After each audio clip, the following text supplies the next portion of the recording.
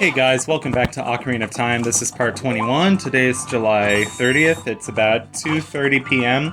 and we're just riding our horse through the field. I thought this would be a nice way to start the episode, just a relaxing horse journey through the wonderful 64-bit world of Ocarina of Time. Really, this game, people say, "Oh, this game hasn't aged well." That's whatever. "Oh, this game is overrated." Well, it's very nostalgic for me because I just have a lot of memories of this game, like I mentioned. I probably mentioned this, but I played this game a lot during 7th and 8th grade, which were otherwise not so great years of my life, just so to be able to play this game and have an escape from school and all the crap that was going on at school was just really good. So I think that's why I love this game so much. I don't think we've been to Lake Hylia a whole lot in this playthrough, so here we are going to Lake Hylia as an adult because I don't think we've even been inside the little, scientist's hut here or whatever. We should definitely go there as a kid sometime. It'll be good. It's it's the same dude that was the crazy guy hatching the Zora eggs. Not that he's crazy, he just looks kind of funny. He was hatching the Zora eggs from Majora's Mask. It's funny how they reused a lot of, just characters. Basically, they reused all the characters from Ocarina of Time in Majora's Mask. I think when I was So 7th grade and 8th grade was when I first, dreamed of becoming a Let's Player. That was, one of my big goals in life at that point, because I was just kind of obsessed with going on YouTube and watching Let's Plays. So I had all these dreams of, making lists of, Let's Plays I was going to do once I started the channel. And I always thought, oh, it makes sense to do Ocarina of Time before Majora's Mask, because it just makes sense. Ocarina of Time was made first, and Majora's Mask reuses a lot of the characters from Ocarina of Time, even though it's not necessarily... the story isn't a linear sequel. I couldn't remember what my Scarecrow song was, so I actually had to go back and watch one of my older videos to remember what it actually was.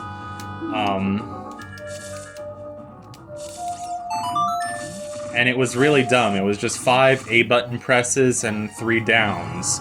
Oh yeah, that's it. That's the tune. You rock. 2 exclamation marks after everything.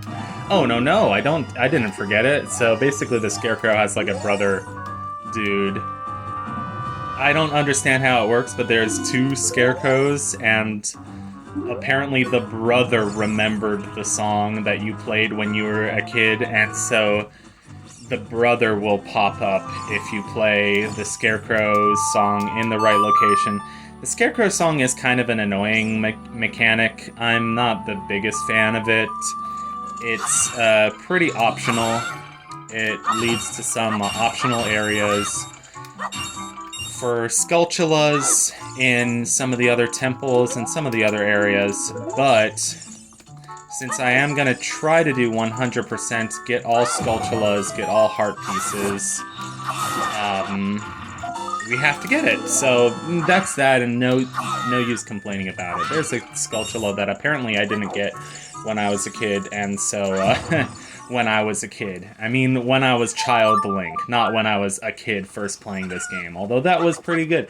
I remember it well. It was the Christmas of my 7th grade year, so it was Christmas 2011 was the first time I got this game, and I downloaded it for Wii Virtual Console, and I spent that Christmas playing this game. So it was nice. So here's the fishing pond. I didn't totally remember how to do this, but I have good memories of this fishing pond. It's just one of the most relaxing parts of the game. You're not doing a quest, you're not doing a temple, you're just enjoying the nature, enjoying the sound of water and the sound of just the quiet peace, the peaceful forest. I haven't been fishing in real life just because I grew up in a city and not a rural area, so it's I've always been a little jealous of people just who live closer to nature and can spend more time out in nature. So that's definitely one of my goals in life, I think, is to get good at fishing. I have some memory of, like, fishing in Twilight Princess. And Twilight Princess, I think I also got in either of my 7th or 8th grade year because, like, you know, I begged my parents for it. It was whenever I turned 13, so it would have been in 2012 sometime. So, yeah, probably a few months after I got Ocarina of Time. I probably hadn't even beaten Ocarina of Time yet. But I got Twilight Princess for the Wii, which, as you all know, is a mirror image of the GameCube version, which was the original version. And fishing is actually required in that game because there's an item that you have to fish at the very beginning of the game in order to progress the story. And I didn't really understand how fishing worked. But this is like one of the few times that like my dad and I actually bonded over a video game instead of like my dad being very anti-video game and like anti-technology, which he usually is. You know, like, you should stop playing all those videos. Can't even call them the right name. But no, he actually showed me how to fish in Twilight Princess, because I know in Twilight Princess you have to watch the lure, like, bob a little bit, and then you just basically yank your Wii remote straight up in the air. So I didn't know that I had to wait and watch, like, the lure bob or whatever. I don't even know how to call the parts of a fishing rod accurately, because obviously I know nothing about fishing except for Ocarina of Time and Twilight Princess. And then recently, Sea of Stars has a fishing minigame in it, which just, like, everything about it is so similar to fishing in Zelda games, down to, like, the peaceful atmosphere, the peaceful music. I love the music for the fishing minigame in Sea of Stars. It really just feels like it belongs in a Zelda game, and it's super cool. I still haven't beaten Sea of Stars. I don't think I've even touched that game in a few months, just because I think I got overwhelmed with, like, the number of side quests in it. It's really not even that bad. It's just, like, I have to find all the rainbow conchas, and, maybe decide to do a few of the optional shrines. I remember, like, being disappointed because I was trying to find, like, all the scrolls for the combo moves, and I couldn't find one of them, and then I got, like, really sad and disappointed, and then I think that's when I put the game away for a while, because I'm basically at the end game and could do the final dungeon if I wanted to in that game, and I've been really enjoying that game up to this point. Just everything about it. It's pretty good. It's not, like, one of my absolute favorite games of all time, but it's a really stunning, stellar, standout game, and every other adjective that begins with ST. Sterile. No, not that one. Standard. No, not that one either. Anyway, I think I'd fast forward through some of this because I didn't want this episode to be, like, half an hour long. So it's not a half-hour long episode, it's just a... How much was this one? £5? That's okay. So the point of this is to get a piece of heart, because if we catch a 10-pound fish, that's the biggest fish in the pond. At least the child version of this minigame, the 10-pound one, is the biggest. So if we get that one, we'll get a piece of heart. And I think at some point I actually left the fishing pond because you can actually reset the fish to their starting positions, and I was playing along with a guide, and the guide said that you want to actually stand in the central log, and from there, if you want to catch the biggest fish, it's pretty much just in a straight line from there. It's actually kind of annoying because once you Z-target a fish, you can't really let go of the target, and you can't really see what you're targeting, so the Z targeting in this minigame doesn't actually work all that great, but... yeah, I'm not the best at this, but I was just kind of like jerking the fishing rod different ways, hoping that it would be helpful. 6 pounds, at least that's better than a 5-pounder. So let's see what the fishing guy has to say. He's like, oh, you caught a 6-pounder. Whoa, this fish is huge. It looks like a new record. It weighs at least 6 pounds, seriously. And we get a blue rupee, seriously. So in order to leave the fishing game, we have to return my thingy. Yeah, my fishing rod. Come on, you should at least know what a fishing rod is called. I like how the trees are in a perfect circle. It's still one of the coolest areas in Twilight Princess is definitely the fishing pond minigame. It's so pretty. Like, it's one of the prettiest areas in that game. I don't love that game, but that game does have a lot of pretty nature and just scenery in it, and the fishing minigame is really just relaxing. It has a great atmosphere. Also, the fishing pond in Twilight Princess has like a 4 seasons mechanic, so every time you come back it'll be a different season, which is super cool.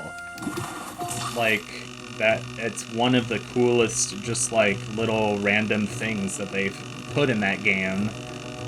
It doesn't really serve any functionality other than aesthetic, and it makes me super happy because it's pretty. Just like a 4 seasons mechanic with a lot of nature is really pretty. Remember Jimmy and the Pulsating Mass that had that one like forest area that's really pretty, and it had like all the trees are guitars because it's like a music themed level, and it had a 4 seasons mechanic. That was pretty good. I miss Jimmy and the Pulsating Mass. I am not done with that LP, I guess. I'm just taking a break from it because I'm stupid. Anyway, here I couldn't figure out how to get the fish any closer. So it's just like, come on, come on, come on, come on. Really? Get over here. And then I like jerked it over to the left side, and for some reason that brought it closer. That was a small fish. That wasn't even worth it. I've got bigger fish to fry, literally. Anyway, fried fish is pretty good. My mom makes some pretty good fried fish.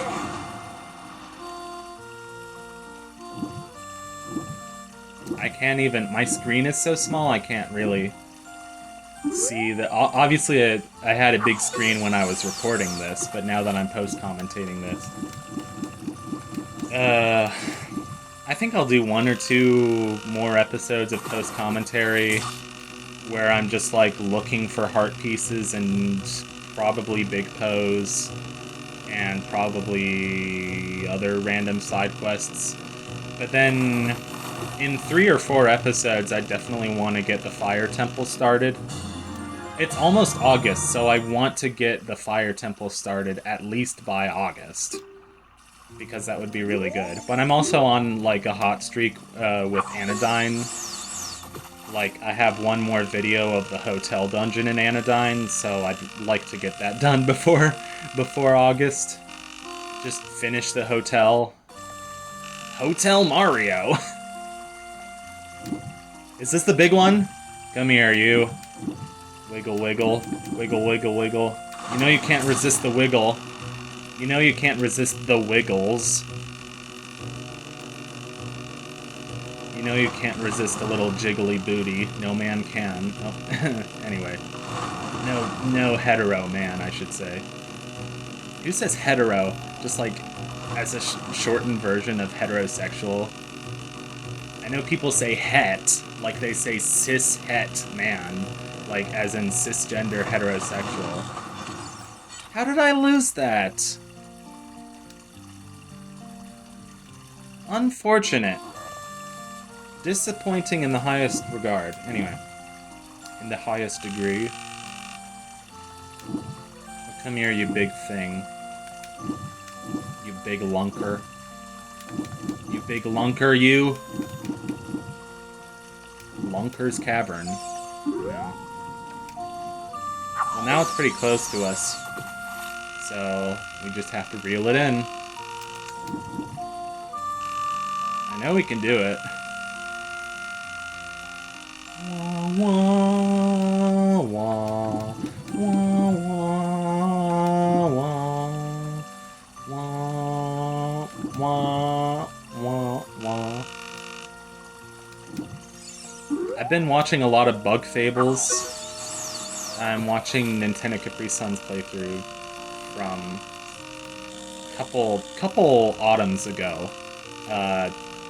It would have been like my first autumn in Baltimore when he was recording that, so it's a pretty fun game to watch. I am about 2/3 through that entire playthrough, so I'm definitely going to be able to finish watching that playthrough by the end of the summer, or possibly, by September, which I kind of count September as a summer month anyway.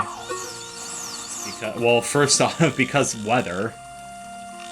Because the weather is definitely a factor, but also because the beginning of school feels like the end of summer,